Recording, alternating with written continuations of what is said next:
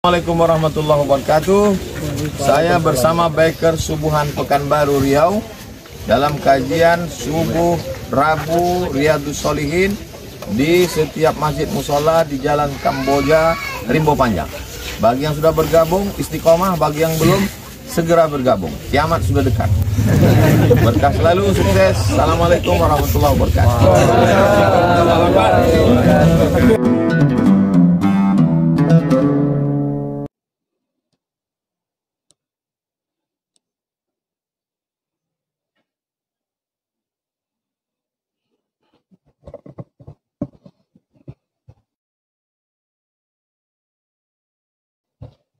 Assalamualaikum warahmatullahi wabarakatuh.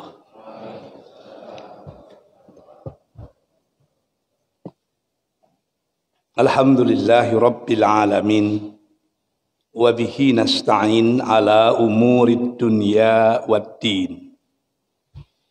Ashhadu an la ilaha illallah wa ashhadu anna Muhammadan abduhu wa rasuluh la nabiyya ba'dah.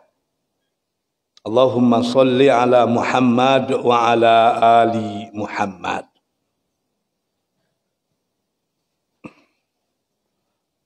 Bapak-bapak, ibu-ibu, hadirin dan hadirat yang dicintai Allah. Kembali kita bersyukur kepada Allah.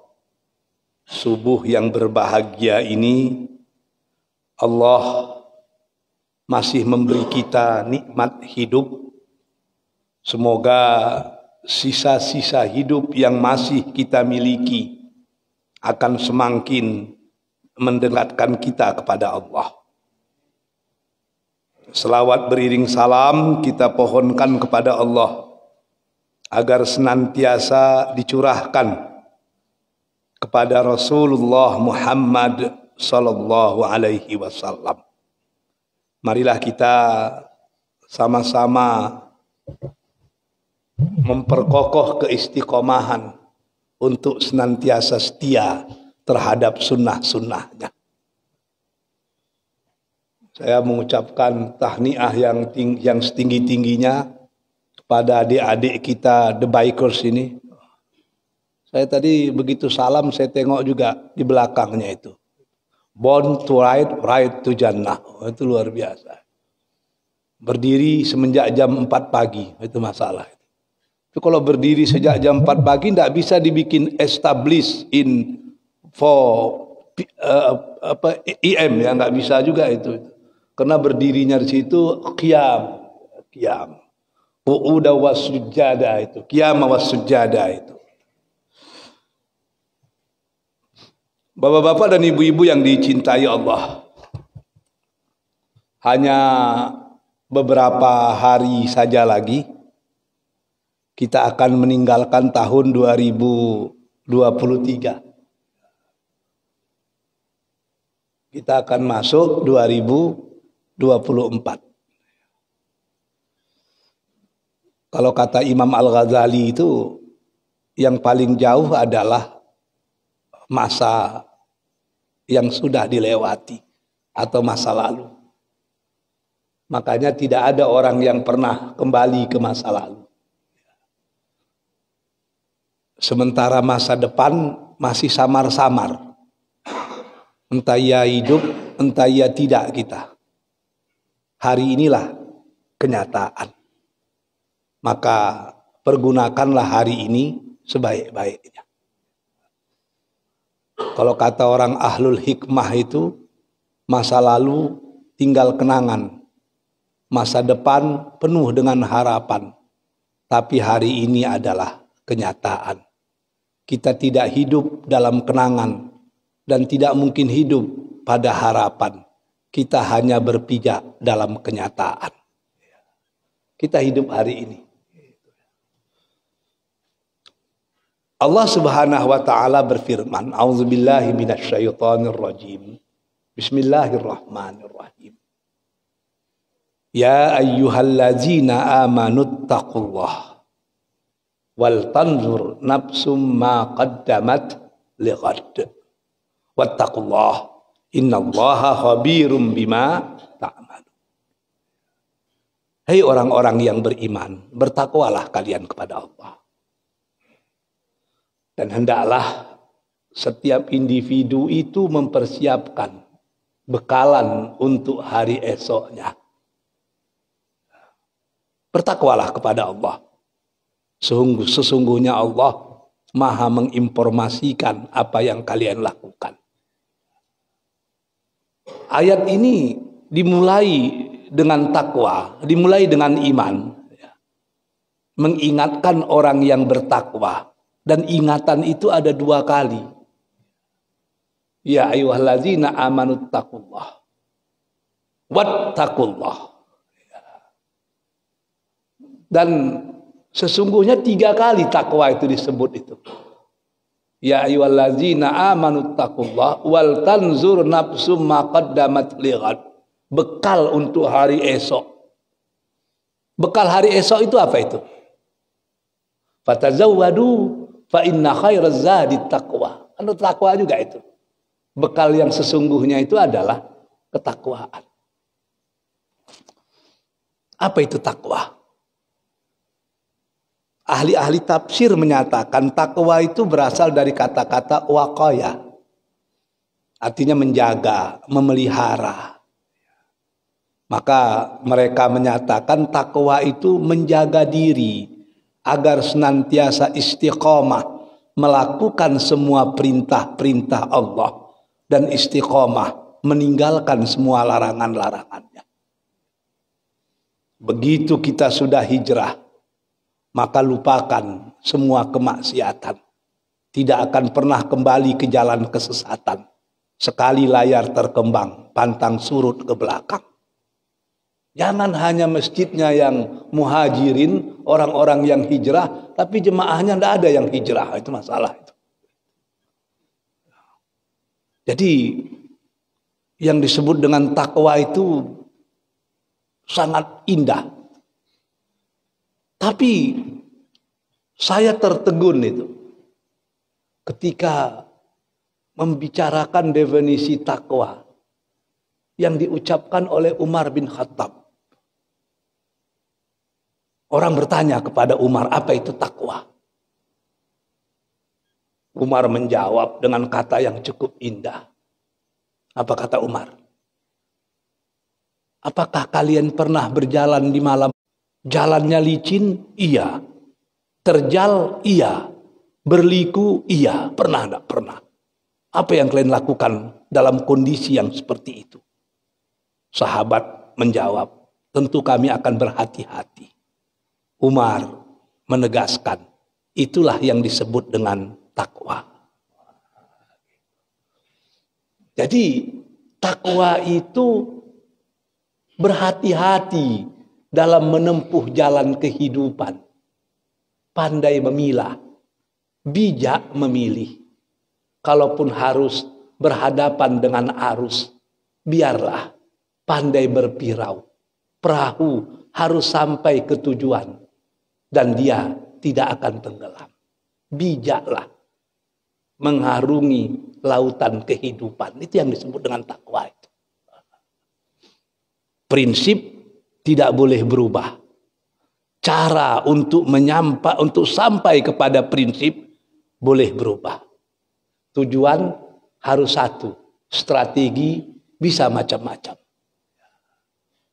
Kalau ustadz ke surga melalui ceramah. Para bikers ke surga tentu lain pula caranya. Karena tidak satu jalan ke surga itu. Strategi bisa berubah. Tapi tujuan kita harus satu. Harus satu tujuan itu. Dan prinsip jangan tergadai. Kalau orang politik agak susah kita dibuatnya itu. Demi untuk mencapai tujuan, prinsip pun digadaikan itu. Kalau istilah orang Minang, biarlah kepala luluak tapi tanduk lagi menganai. Itu orang politik itu. Kalau kita enggak. Ada rambu-rambu yang enggak boleh dilewati. Maka ada yang prinsip, ada yang non prinsip. Yang non prinsip oke, kita bisa tepo selero, berlapang dada. Tapi yang prinsip jangan. Sebab harga diri kita ada pada prinsip kita. Kalau kita sudah kehilangan prinsip, maka kita kehilangan harga diri. Itulah ideologi, itulah keyakinan. Maka kata orang Kota Nopan, if you lost your money, you lost nothing. If you lost your health, you lost something. But if you lost your ideology, you lost everything. Kalau hilang duit, itu balik laginya itu. Walaupun kadang-kadang lama, tapi balik. Kalau hilang kesehatan, wah itu memang sudah hilanglah sebahagian. Kalau udah kena asam urat, janganlah makan kacang-kacangan lagi. Tahu dirilah. Kalau sudah kena darah tinggi, jangan makan yang lemak-lemak. Saya punya guru dulu di Tawalib Padang Panjang itu. Ustadz hebat di Sumatera Barat. Namanya Duskiman Saad itu. Di YouTube banyak itu apa kajiannya dimasukkan orang. Bagus itu. Itu udah pernah stroke. Jadi suatu hari dari Malaysia saya datang. Dari Malaysia saya datang jumpa dia itu. Waktu itu masih kuliah kan. Nampak saya gembira dia. Ayo kita makan. Istrinya berteriak, Saidul Amin, inge-ingean apa tuh, jangan sembarang makan katanya. Yalah. Sampai di restoran yang mula-mula di ordernya, yang mula-mula dipesannya, gulai otak. Gulai otak atau gulai otak itu. Saya terkejut lah, Bapak udah pernah stroke Pak. Ini makan otak pula macam mana? Antok salang, pada mati lita, antak mati kanyang. Kata, wah itu. Kalau itu ya enggak bisa kita lagi, itu enggak bisa kita lagi. Akhirnya memang stroke juga gitu kan, meninggalnya gara-gara stroke juga gitu. Jadi itu tidak tahu diri, begitu kita udah kehilangan kesehatan ya pandai-pandai. Kalau udah kencing manis ya pandai-pandai lah, jangan terlalu banyak makan gula. Cukuplah mempermanis senyum, enggak usah mempermanis minuman lagi gitu. Makanya kemarin saya diundang itu di ceramah di Rumbio itu. Sebetulnya musim-musim hujan ini saya malas ke sana, banjir. Tapi udahlah Ustadz yang lain aja lah saya bilang. Tolonglah Ustadz, yang lain aja lah. Lalu dia nelpon, sedang musim durian Ustadz. Oh kalau itu lain cerita saya bilang kan. Saya kumpulkan kawan-kawan berangkat gitu. Waktu mengumpulkan kawan-kawan itu saya pastikan yang berangkat itu mayoritas yang sudah kena kencing manis. Sehingga mereka tidak akan banyak makan durian. Maka kita yang sehatlah yang akan memakannya. Nah, itu masalah. Jadi berkawan ini harus tahu juga kita. Kalau kemari kawan yang dibawa yang begini. Kalau kemari yang begini dibawa. Kalau kita bawa makan durian yang jago-jago semua. Kita tinggal kulitnya itu. Kita berat itu. Gitu. Nggak harus selektif berkawan itu. Gitu. Jadi kalau kita udah kehilangan kesehatan, habis. Sebahagian hidup kita sudah berkurang. Nikmat itu sudah berkurang. Tapi yang paling bahaya adalah if you lost your ideology. Kalau Anda sudah kehilangan prinsip, you lost everything. Kamu akan kehilangan segala-galanya habis. Maka dalam kondisi dunia yang serba gila sekarang, kekayaan kita tinggal prinsip. Dalam hal-hal yang sifatnya muamalah yang lain-lain, tempo selero lah, tasamuh, toleransi itu penting itu. Tapi kalau hal yang prinsip, wah itu jangan macam-macam. Masalah akidah, masalah keyakinan, itulah kekayaan kita. Setitik ndak kailang, selangkah ndak kasuri, tebuju lalu melintang patah, esa hilang dua bebilang. Biar putih tulang jangan putih mata, biar pacah di parui jangan pacah di mulut. Itu kalau sudah menyangkut masalah akidah. Jangan ragu-ragu, jangan abu-abu. Sekarang banyak orang yang abu-abu, yang ragu-ragu, ke sini iya, ke situ iya, jangan. Begitu kita abu-abu, orang stres melihat kita. Ini yang dikatakan orang Minangkabau lama, Datuk Mangguang menggalih padi, dijamu di atas sama. Islam tangguang kapi yang tidak jadi, anta dimainyo tagak, itu masalah. Itu yang bahaya itu. Itu yang bahaya itu. Jadi harus punya prinsip hidup ini, prinsip. Itulah kekayaan kita. Ya. biar mati tegak daripada hidup bersujud itu ya. Itu yang menjadi falsafah orang Melayu itu. Jadi takwa itu di situ. Punya prinsip dalam kehidupan. Pandai memilah, bijak memilih. Mana yang bisa, di mana yang harus ditempuh dan mana yang mesti dihindari. Dan itu berat. Makanya surga itu hanya diberikan Allah kepada orang yang bertakwa. Uiddat lil muttaqin. Begitu hebatnya takwa itu sehingga diwarisi takwa itu hanya kepada orang yang bertakwa. Orang yang bijak dalam kehidupannya itu. Bijak. Bapak-bapak dan ibu-ibu yang dicintai Allah, wal tanzur nafsum ma qaddamat lighad. Hendaklah setiap individu melihat, memperhatikan, mempersiapkan bekalan di hari esoknya. Jumhur ulama tafsir menyatakan lighad itu artinya yaumal qiyamah, hari kiamat.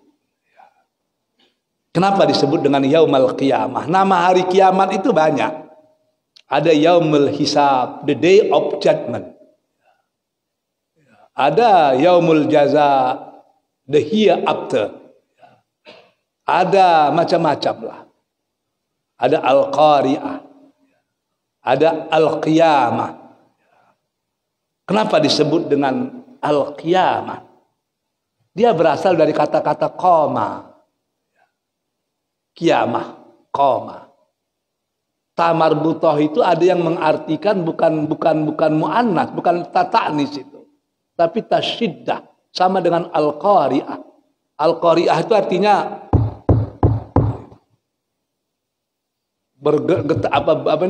bergetar, getaran, ketukan. Tambah tamarbutoh itu getaran yang sangat dahsyat. Nah, begitu. Qiyam berdiri. Al-qiyamah berdiri yang sangat lama, berdiri yang sangat dahsyat. Karena pada hari kiamat itu tidak ada tempat duduk. Dan kita tidak pernah berpikir untuk duduk. Kursi tidak ada di situ. Maka anggota DPR tidak perlu lagi cari kursi di situ. Karena di hari kiamat tidak ada kursi.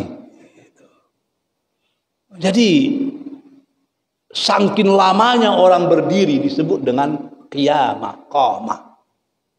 Berapa lama itu? Bisa beribuan tahun. Karena ada hadis yang menyatakan ketika manusia dikumpulkan di padang mahsyar, matahari lebih kurang 1,5 kilometer di atas kepala, 1 mil. Sekarang 150 juta kilometer, masih panas. Kalau diturunkan jadi 100 juta, kering kerontang bumi ini. Kalau diturunkan jadi 1 juta, hangus bumi ini. Tapi hari kiamat bukan 1 juta, 1,5 kilometer cuma. Manusia tidak tahan. Waktu itu manusia bermohon kepada Nabi Adam, ya Abbal Basar, hei nenek moyang kami, tolong mintalah ke Tuhan supaya cepat kami diproses. Tidak takau kami candoi kolai. Nabi Adam menolak, tidak bisa. Aku malu bertemu dengan Tuhan. Di dunia dulu aku punya kesalahan. Apa itu? Ketika aku tinggal di surga, everything is okay. Aku hanya dilarang mendekati pokok kayu itu. La taqraba hadhihi syajarah. Tapi ku dekati juga. Kami makan buahnya. Sehingga kami diusir dari surga. Karena melakukan kesalahan. Hari ini aku malu bertemu dengan Tuhan. Jadi kalau kita pikir-pikir, Nabi Adam itu malu bertemu dengan Tuhan, hanya melakukan satu kesalahan. Kita udah berapa kesalahan yang kita bikin itu? PNS macam saya, berapa absen palsu yang udah ditandatangani itu? SPJ fiktif yang sudah dibuat itu berapa itu? Oh, enggak sanggup kita. Nabi Adam satunya kesalahannya. Oh, enggak sanggup bertemu dengan Allah. Kata Adam, pergilah ke Nuh. Nuh itu dulu doanya paling dikabulkan Allah. Pergi ke Nuh. Nuh pun enggak sanggup. Macam mana mau jumpa Tuhan katanya? Anak sendiri saja tidak bisa terislamkan. Udah pergilah ke Musa, ke Ibrahim. Ibrahim itu Khalilullah itu, sahabat Allah itu. Oh, kata Ibrahim tidak bisa juga. Nah, cobalah pergi ke Musa. Musa itu paling rajin ngomong dengan Allah itu. Wa kallamallahu Musa taklima. Kallama fi'il madi, Allah fa'il, Musa maf'ulun mih, taklima maf'ul mutlak. Artinya betul-betul dia berkata dengan Allah itu. Jadi kata Nabi Musa, aku pun tidak sanggup ini. Yang perlu diketahui menurut sebahagian riwayat, perjalanan dari satu nabi ke nabi itu memakan waktu 25 tahun itu. Jadi kalau ada 25 nabi, 25 kali 25, siapa bendahara masjid? Berapa itu? Itu kan, wah, berapa lama kita di padang mahsyar itu?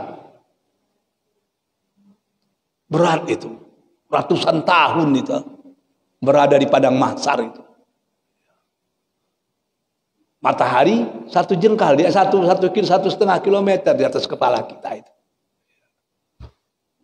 Sementara kita berdiri, maka disebut dengan Yaumal Qiyamah, hari di mana kita memang harus berdiri, betul-betul berdiri, dan dalam keadaan telanjang pula itu. Sehingga ketika Rasul ngomong itu, Aisyah tersenyum. Ya Rasulullah, telanjang iya, tidak malu orang pada waktu itu. Kata Rasul, jangankan malu, berpikir tentang malu aja tidak sempat lagi. Udah sibuk itu, udah sibuk. Nafsi-nafsi istilahnya kan, udah berpikir tentang diri sendiri itu. Tidak terpikir orang lain. Jangankan di padang mahsyar, ketika dunia kiamat, orang Arab dulu itu paling suka dengan unta merahnya. Unta merah itu paling disayangi orang Arab itu. Tapi pada waktu itu dia lupa dengan untanya. Kalau sekarang unta merah udah jarang lah. Ya mungkin diganti dengan Rolls Royce, Lamborghini, apa lagi? Ya apa lagi itu? Yang lain apa?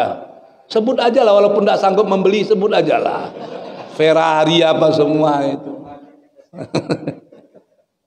Lupa dia dengan semua itu. Dan perempuan, dia tidak akan pernah bisa melupakan anak yang sedang disusunya. Kalau suami manggil dia bisa bilang tidak, tapi kalau anak yang sedang menyusu itu pasti diperhatikannya. Pada saat trompet kiamat itu dibunyikan, sangkakala itu, perempuan yang sedang menyusukan dia lupa dengan anaknya. Coba kita bayangkan itu. Begitulah dahsyatnya sangkakala, apalagi padang mahsyar. Tapi manusia pada waktu itu al-qiyamah, berdiri semua. Dalam ayat yang lain dikatakan hari kiamat itu yaumatu belas sarair. Hari di mana semua rahasia tersingkap. Pada waktu itu adik-adik biker akan melihat waktu dulu sebelum hijrah masih sedang duduk berdua-dua di bawah pokok kelapa, nampak itu? Ya. Wah, macam-macam nampak waktu itu. Yaumatu belas sarair, semua rahasia terbongkar. Video kita akan dipampangkan dari mulai kita lahir sampai kita mati. Nampak itu. Lalu bagaimana menutupi yang tidak baik itu, macam mana itu? Taubat. Kalau kita mendapatkan maghfirah dari Allah, Allah sensor itu. Sehingga gambar yang jelek itu tidak nampak lagi, karena sudah disensor oleh Allah. Tapi ada yang lebih hebat daripada itu. Kita mendapatkan bukan lagi maghfirah, tapi al-afwu. Maka doa kita menjelang puasa, doa kita di bulan Ramadan itu apa? Allahumma innaka afuun karim tuhibbul afwa fa'fu anni. Al-afwu itu. Apa bedanya dengan maghfirah? Kalau maghfirah, Allah tutup kesalahan kita. Allah perbaiki kesalahan kita. Dan Allah sempurnakan yang akan datang. Itu maghfirah. Tapi kalau al-afwu, di atas film yang tidak baik itu, setelah ditutup oleh Allah ganti film yang tidak baik itu menjadi film yang baik. Itu yang al-afu. Jadi ketika adik-adik biker dulu pergi naik Honda, ke naik klub, ke karaoke gitu, taubat, gambar yang ke karaoke itu diganti Allah dengan gambar ketika pergi naik motor, naik Honda ke Masjid Al-Muhajirin. Nah, diganti itu. Itu yang namanya al-afwu gitu. Ketika bapak-bapak dulu bikin SPJ fiktif itu kan taubat. Nanti Allah ganti ketika bapak-bapak memasukkan duit subuh-subuh ke Masjid Al-Muhajirin. Mau diganti itu. Tapi menggantinya di sini, nggak di sana gitu. Jadi kalau kepingin film kita di sana bagus-bagus, ya di sini. Buat kontennya di sini itu. Sana tinggal ditayang gitu. Itu yang disebut dengan al-afwu. Allah ibadul al-sayyi'at al-hasanat nama itu. Allah gantikan kejahatan itu dengan al-hasanat, dengan kebaikan-kebaikan itu. Di sini. Maka beramallah terus. Kalau Hamka itu buku pertama yang dibacanya bangun tidur itu Al-Quran. Artinya harinya dibukanya dengan Al-Quran. Dan buku terakhir yang dibacanya sebelum tidur juga Al-Quran. Ditutupnya harinya dengan Al-Quran. Kalaulah dia mati, berarti mati dalam keadaan ber-Al-Quran. Kita harus coba begitu. Udah ngantuk betul pun beruduklah sebentar. Baca 1 ayat 2 ayat jadi. Yasin, Sadaqallahul Azim. Begitu. Baca. Bangun sebelum ngapa-ngapain. Baca juga agak 1 ayat. Alif Lam Mim Zalikal Kitabul La Raiba Fihi Hudal Lil Muttaqin. Sadaqallahul Azim. Pergi ke masjid, cari duit-duit kecil, sumbangkan. Tapi terus menerus, 2.000 rupiah, 5.000 rupiah, setiap pagi kita masukkan ke masjid, sebagai bukti kesyukuran kita kepada Allah. Itu luar biasa nilainya. Sebab bagi Allah, amal yang terbaik itu terus menerus walaupun sedikit. 50.000 Bapak masukkan ke atau setiap bulan tapi terus itu lebih berharga dari 50 juta setiap mau pilkada.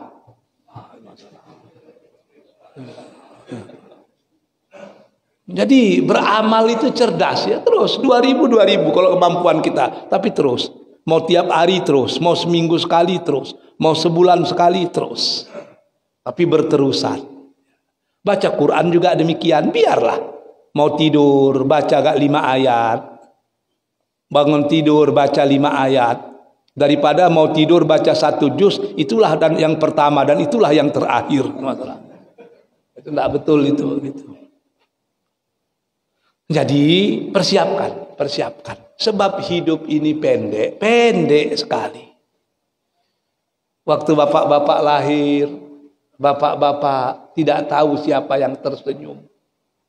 Nanti ketika bapak-bapak mati, bapak-bapak juga tidak tahu siapa yang menangis.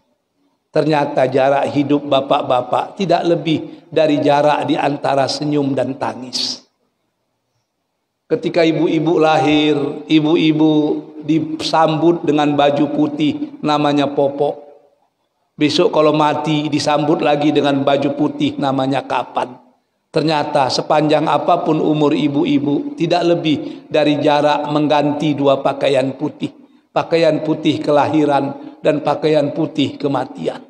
Maka ibu-ibu yang hari ini sholat subuh pakai telekung putih, itu artinya memang sudah siap untuk mati itu.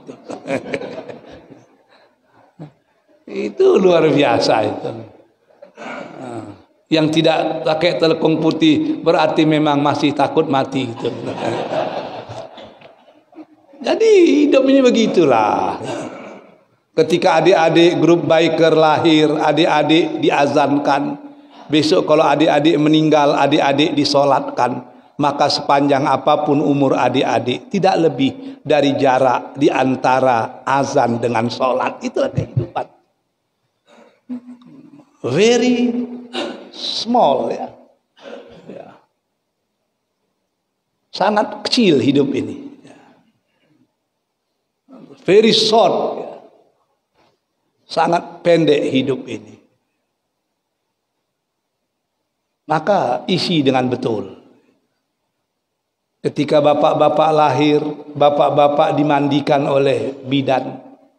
Besok kalau mati, tidak sanggup pula bidan memandikan. Terpaksa imam turun tangan.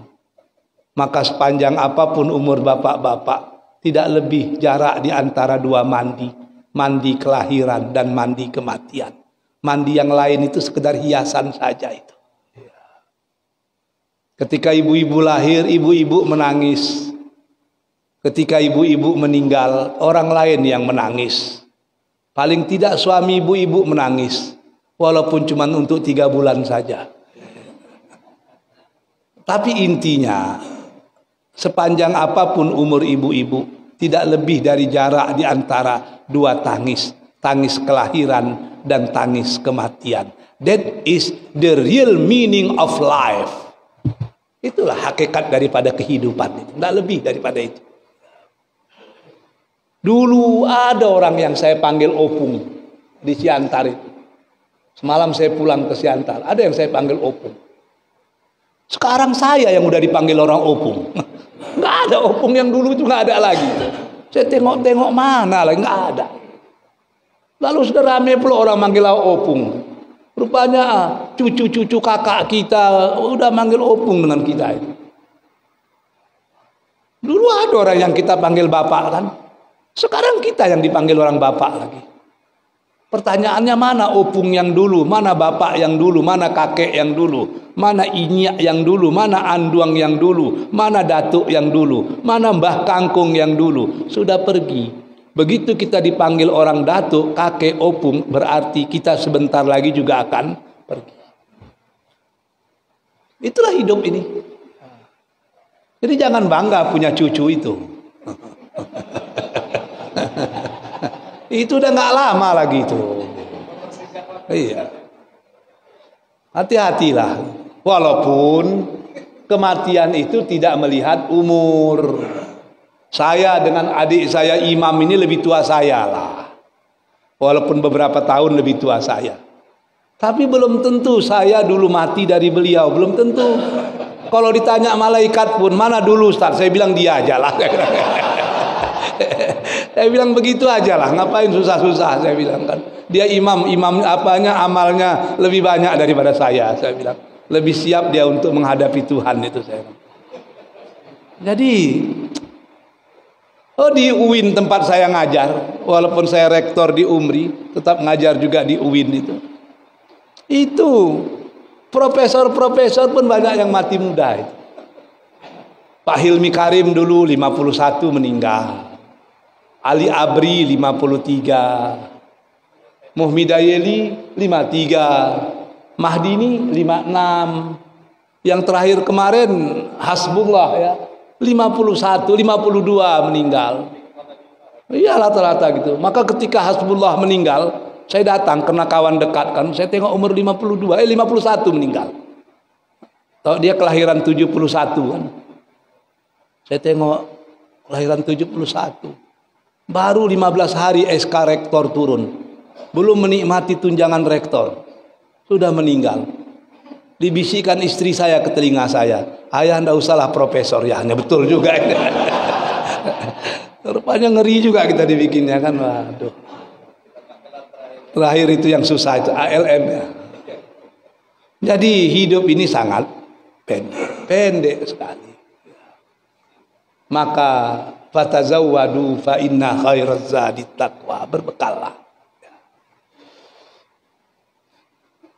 Apa yang harus kita lakukan dalam pergantian tahun yang kaitan dengan ayat tadi? Wal tanzur nafsum ma qaddamat. Apa yang mesti kita lakukan? Yang pertama, evaluasi diri, yang dalam bahasa Arab disebut dengan muhasabah. Evaluasi diri. Duduk di sajadah jam 3 pagi, jam 4 pagi itu duduklah di sajadah. mulai merenung, sedang di mana saya, dari mana saya, dan akan kemana saya. Kalau Allah memanggil saya hari ini, apakah saya termasuk wujuhu yauma izin na'imah yang berseri-seri dan ceria memenuhi panggilan itu, atau justru wujuhu yauma idzin khasyi'ah yang tertunduk malu, resah, gelisah, galau dan risau ketika Allah menjemput. Itu harus kita pikirkan. Duduk begitu. Kalau udah sampai ke situ, itu akan muncul aroma yang jernih dari jiwa kita itu.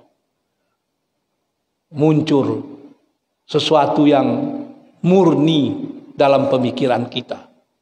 Terasa kita kecil, tidak punya arti apa-apa. Duduk, tenang, berpikir, berzikir. Apalah yang terjadi ini? Itu yang disebut dengan muhasabah. Bikin catatan-catatan. Berapa banyak amal yang sudah dilakukan. Lalu bandingkan dengan berapa dosa yang sudah diperbuat. Sebab yang kita harapkan di dunia ini itu cuma kasih sayang Allah. Kalaulah mengharap masuk surga dengan amal yang kita lakukan, jauh panggang padu api. Ada hadis sahih menceritakan itu.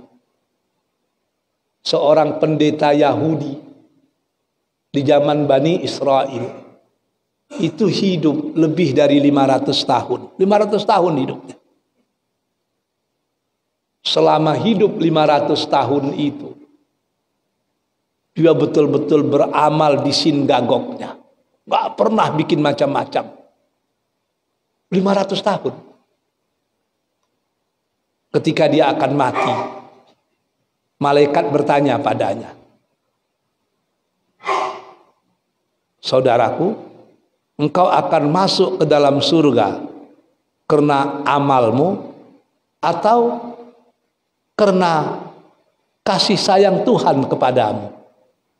God blessing or just your activities in your daily life? Mana yang kau pilih? Karena umurnya 500 tahun hanya beramal, dia overconfidence. Saya akan masuk surga karena amal saya. Oke? Sekarang amalmu itu diukur dengan kasih sayang Allah, based on Allah justice, or based on Allah blessing. Berdasarkan keadilan Allah atau berdasarkan kasih sayang Allah? Berdasarkan keadilan Allah. Saya lakukan 500 tahun berbuat baik. Allah harus bersikap adil dengan saya. Overconfidence. Oke, kata malaikat. Begitu dia meninggal dihitung berapa banyak nikmat yang diberikan Allah kepadanya dibandingkan amal yang dilakukannya kepada Allah. Ternyata ternyata amal 500 tahun yang dilakukannya itu tidak cukup untuk membayar nikmat sebelah mata yang diberikan Allah kepadanya. 500 tahun beramal membayar sebelah mata aja tidak cukup. Apalagi baru ke masjid setelah pensiun. Coba pikir itu. Coba pikir itu. Mau masuk surga, surga VIP pula, berat. Oh, dia terkejut, ternyata 500 tahun sebelah mata pun tidak terbayar. Maka kalau gitu, I surrender, saya menyerah. Saya akan masuk surga karena His blessing, kasih sayang Allah kepada saya. Oke, kalau demikian engkau masuk surga sekarang. Maka Allah itu punya sifat yang namanya asyukur, yang maha berterima kasih. Apa maksud asyukur yang maha berterima kasih? Syukur itu artinya Allah selalu menganggap kecil yang besar. Pada saat yang sama dia juga menganggap besar yang kecil. Itu yang syukur. Apa kata Allah dalam hadis qudsi? Kalau hambaku datang kepadaku dengan dosa sepenuh lapisan langit, dia minta ampun, ku ampunkan, la ubali. Aku tidak peduli dengan dosa-dosanya itu. Kalau hambaku datang kepadaku, dosanya itu memenuhi seluruh lapisan bumi, dia minta ampun, la ubali, aku ampunkan. Aku tidak peduli dengan situ. Selagi dia tidak menserikatkan aku dengan yang lain. Sebesar apapun dosa, kalau kita taubat, itu kecil bagi Allah. Itu maksudnya Allah menganggap kecil yang besar. Ya. Di zaman Rasul, di salah satu hadis Rasul diceritakan, ada seorang perempuan pelacur itu bertaubat. Lalu begitu dia taubat, ditengoknya itu ada anjing kehausan. Diambilnya sepatunya, dicarinya air, dikasihnya minum anjing itu. Anjing itu sehat, dia mati. Dia masuk surga. Yang pertama karena dia taubat. Begitu dia taubat, dosa pelacur yang lama itu Allah anggap kecil itu. Lalu dia memberi minum anjing. Anjing itu hamba Allah. Maka begitu dia memberi minum anjing, itulah pahala pertama dan terakhir yang dilakukannya. Dan dia enter directly to paradise. Dia masuk surga lah. Jadi Allah itu menganggap kecil yang besar kalau manusia mau bertaubat. Tapi ada kalanya Allah itu menganggap besar yang kecil. Apa contohnya? Sesudah sholat kita duduk sebentar. Subhanallah, alhamdulillah, Allahu akbar. Subhanallah, alhamdulillah, Allahu akbar 33 kali. Lalu ada yang bilang Allahu akbar kabira, ada yang bilang subhanallah, alhamdulillah, macam-macam lah itu kan. La ilaha illallah wahdahu la syarikalah, macam-macam. Jadi 100 kali. Itu kecil, tidak sampai 10 menit. Tapi kalau itu kita lakukan, Allah akan hapuskan dosa kita walau sebanyak buih di tepi pantai. Kecil istighfar itu, tapi besar bagi Allah. Besar dosa-dosa itu, kecil bagi Allah kalau kita mau bertaubat. Itu yang disebut dengan Allah itu asyukur. Dia menganggap kecil yang besar, tapi dia juga bisa menganggap besar yang kecil. Lalu tinggal kita saja, mau tidak kita memanfaatkan fasilitas asyukur yang dimiliki Allah.